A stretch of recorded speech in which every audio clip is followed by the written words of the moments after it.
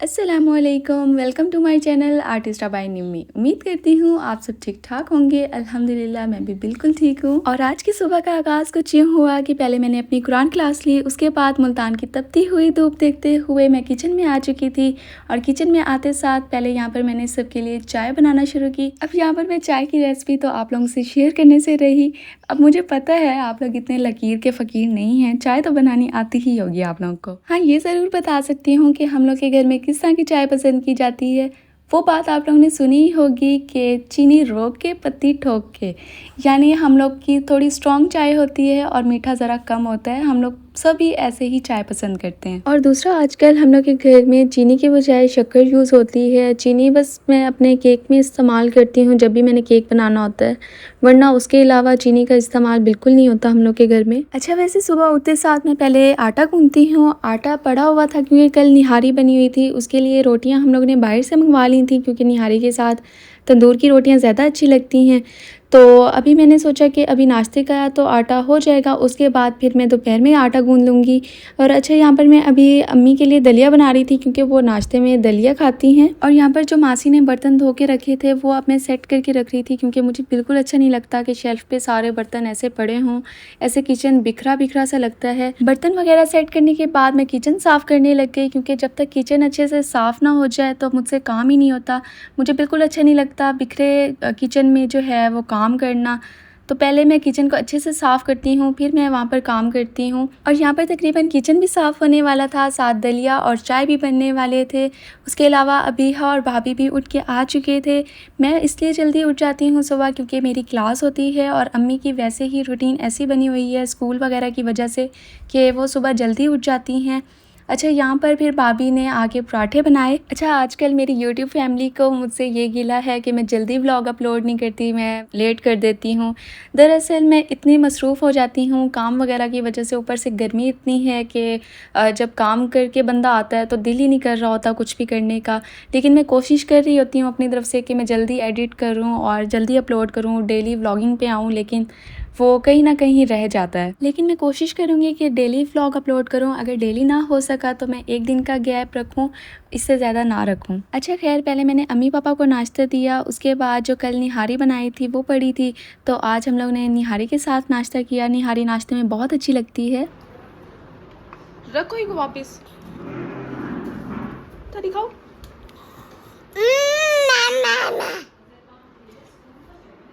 अब देख तू, अब तू गया बेटा।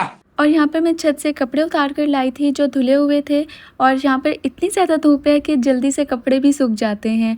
खैर, इन कपड़ों को रखने के बाद अब मेरी बारी थी आटा गूंदने की। तो बस मैंने फ़ौरन से आटे वाली बाजी को उठाया और अपना काम शुरू कर दिया। अच्छा, काफ़ी टाइम से ना मैं आप लोगों से एक बात शेयर करना चाहती थी, और वो बात ये है कि अक्सर मैं लोगों से सुनती हूँ कि तुम्हारी लाइफ तो बहुत अच्छी है। और यकीनन आप लोग को भी ऐसा ही लगता होगा क्योंकि मेरे खाने के व्लॉग्स, घूमने के, एंजॉय करते हुए व्लॉग्स आ रहे होते हैं, तो यकीनन आप लोगों को भी लगता होगा कि मेरी लाइफ बहुत अच्छी है। लेकिन आप लोग को मैं आज एक सच बताती हूँ। देखिए, व्लॉग में चंद वो लम्हे होते हैं जो हम लोग कैमरे से कैप्चर करते हैं। इसमें हम लोग की पूरी ज़िंदगी नहीं होती। हर इंसान बज़ाहिर वो जितना मर्ज़ी खुश नज़र आए, वो अपनी जंग खुद लड़ रहा होता है। किसी को नहीं पता वो किस मामलात से गुज़र रहा है सिवाय खुदा के। वो किन स्ट्रगल से गुज़र रहा है, उसके अंदर क्या परेशानियां हैं, क्या मामलात चल रहे हैं उसके अंदर, कोई नहीं जानता। मैं भी एक इंसान हूँ, मेरी लाइफ में भी मुश्किलात आती हैं, परेशानियाँ आती हैं जिनको मैं ख़ुद फेस करती हूँ। जैसे सब फेस कर रहे हैं, सबकी लाइफ में जैसे परेशानियाँ हैं ऐसे मेरी लाइफ में भी हैं। लेकिन इसका मतलब ये नहीं है कि मैं व्लॉग में वो सब दिखाना शुरू कर दूं। मैं आप लोगों के साथ वो लम्हे शेयर करती हूँ जो मुझे खुशी देते हैं, ताकि मैं भी पॉजिटिव रहूं और शायद आप लोगों को भी पॉजिटिविटी मिल सके। इसलिए मैं आप लोगों से ये कहना चाहती हूँ, नेवर जज a book by its cover. किसी की लाइफ को बाहर से देख कर आप कभी जज ना करें। तो जब तक हम लोग किसी की लाइफ गुजार के नहीं देख लेते, हमें नहीं पता वो किन मामलात से गुजर रहा है। तो बस आखिर में मैं यही कहूँगी कि अल्लाह ताला हमें हिम्मत दें ताकि हम लोग अपनी परेशानियों को खुद डील कर सकें। और बस आप लोग खुश रहें, अपनी खुशियाँ खुद तलाश करें और अपने दिल को लोगों के लिए थोड़ा सा सॉफ्ट रखें ताकि आप लोग भी समझ सकें कि वो किस जंग से लड़ रहा है। अच्छा, बात काफ़ी लंबी हो गई है। खैर, आटा गूंदने के बाद रोटियां बनाई, फिर खाना खाया। गीते क्या तो बेसी ए क्यों गीते ए क्या गीते लिपस्टिक गीते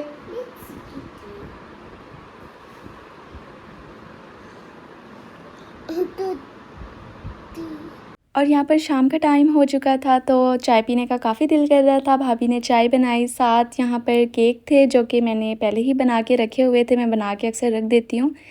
तो चाय पीने के बाद अब हम लोग जा रहे थे, मैं, भाभी और अरहान शॉप तक जा रहे थे कुछ चीज़ें वगैरह लेने के लिए।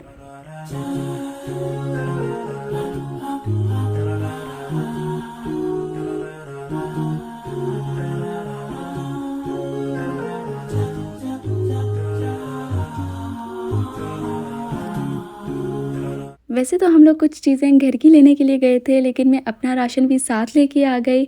और यहाँ पर साथ औरान ने बलून लिया था, इसे बहुत ज़्यादा पसंद है और ये इतना ज़्यादा खुश हुआ इसे लेके। ये बस शॉप पे जाता है, इसने बस 1 से 2 चीज़ें उठानी होती हैं अपने मतलब की।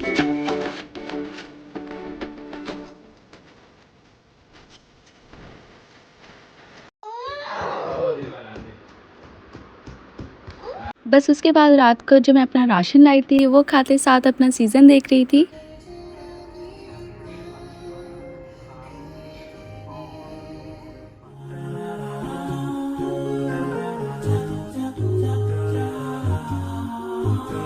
और यहाँ अगली सुबह सबसे पहले मैंने अपने काम ख़त्म किए, उसके बाद मैं अम्मी को लेके निकली। पहले आपी की तरफ आई, आपी को पिक किया और उसके बाद अब हम लोग जा रहे थे सामान लेने के लिए। कुछ सब्जियां वगैरह लेनी थी, उसके अलावा भी कुछ काम रहते थे। और मेरे साथ यहाँ पर बच्चा पार्टी भी थी जिसमें औरहान, अर्श और आयरा भी मौजूद थी। अम्मी और आपी सामान ले रहे थे और ये तीनों बच्चे मेरे पास कार में ही बैठे थे और इन्होंने सही शोर मचाया हुआ था।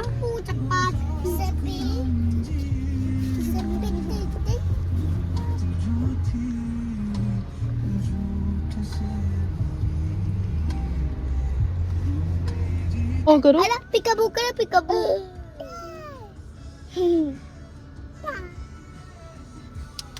हाँ शूज कितने शूज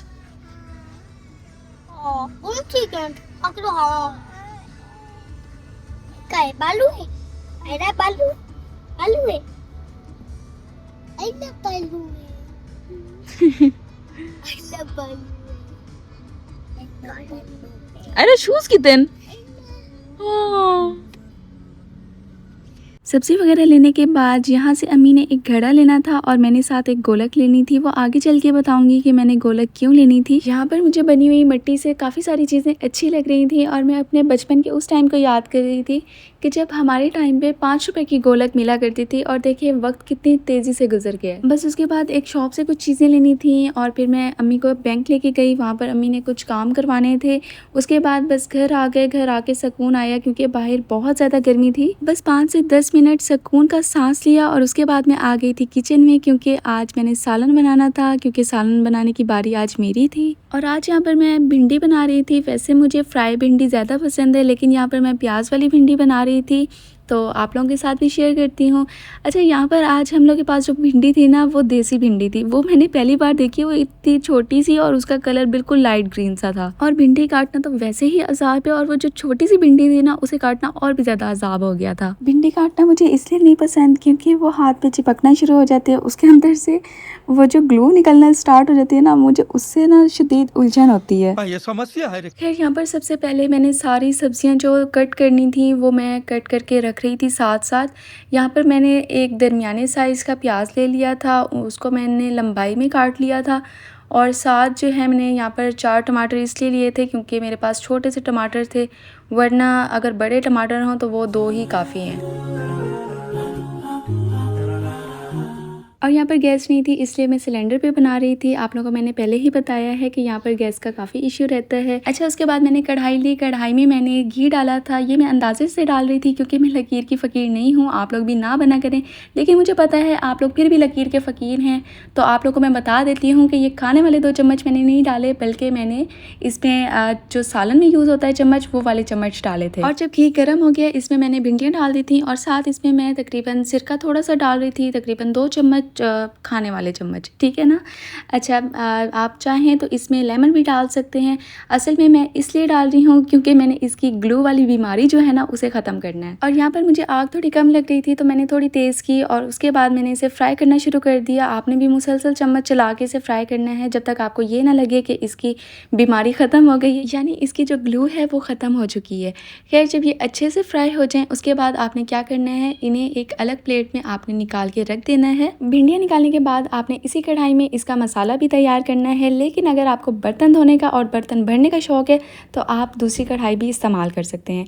खैर, यहाँ पर मैंने फिर दोबारा से घी लिया और यहाँ मैंने 2 चम्मच नहीं बल्कि अब 1 चम्मच ही डाला था। खैर, अब हम लोग इसमें प्याज पहले फ्राई करेंगे। प्याज मैंने फ्राई करने के लिए रख दिए थे। अच्छा, एक और बात कि मैं वैसे ऑयल में ही ज़्यादातर पसंद करती हूँ सालन वगैरह बनाना, लेकिन यहाँ पर ऑयल पड़ा नहीं था तो इसलिए आज मैं घी इस्तेमाल कर रही थी। जब तक प्याज फ्राई हो रहे थे तब तक मैंने सोचा मैं टमाटर काट लेती हूँ।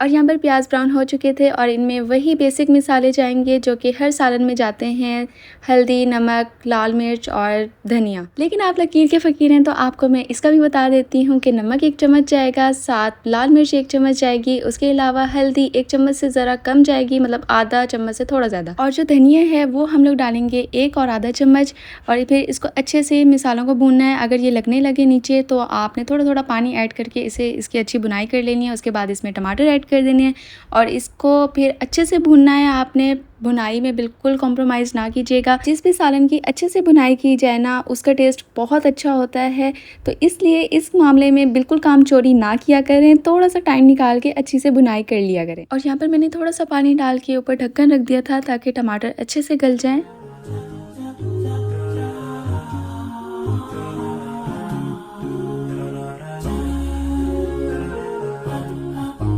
जब मसाले की अच्छे से भुनाई हो जाए, टमाटर भी गल जाएं और ऑयल बिल्कुल सेपरेट हो जाए तो आपने फिर इसमें भिंडियाँ डाल देनी है।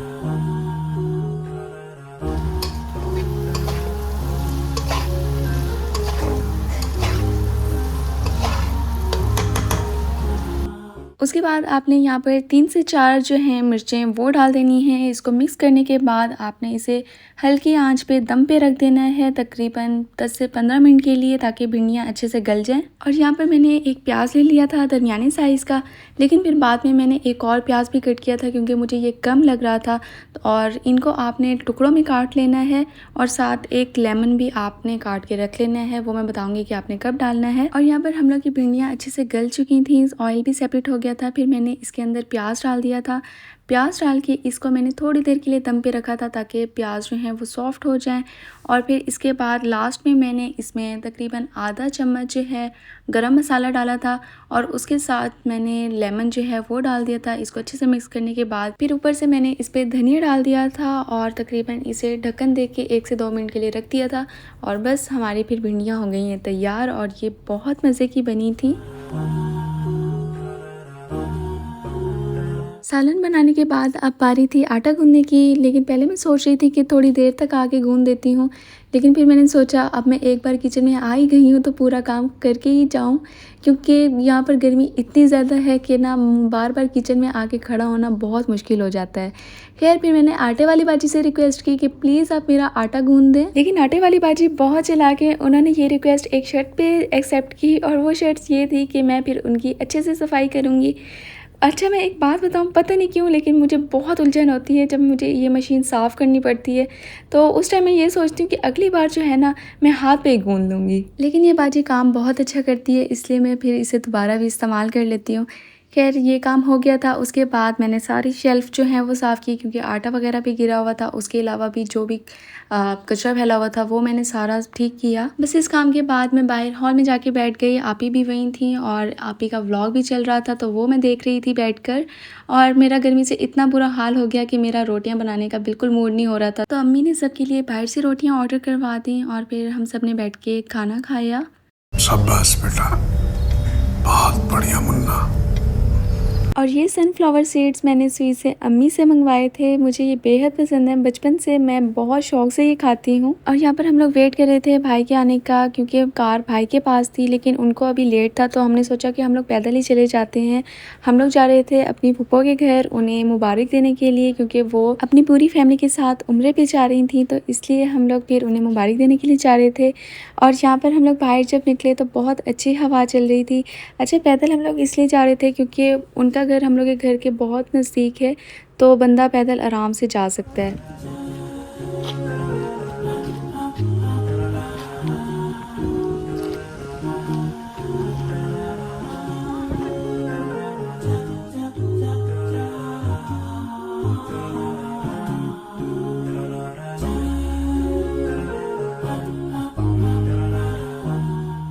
और यहाँ पर हम लोग फूफो के घर पहुँच चुके थे। उनके घर काफ़ी देर बैठे रहे, काफ़ी हम लोग की बातें चलती रहीं।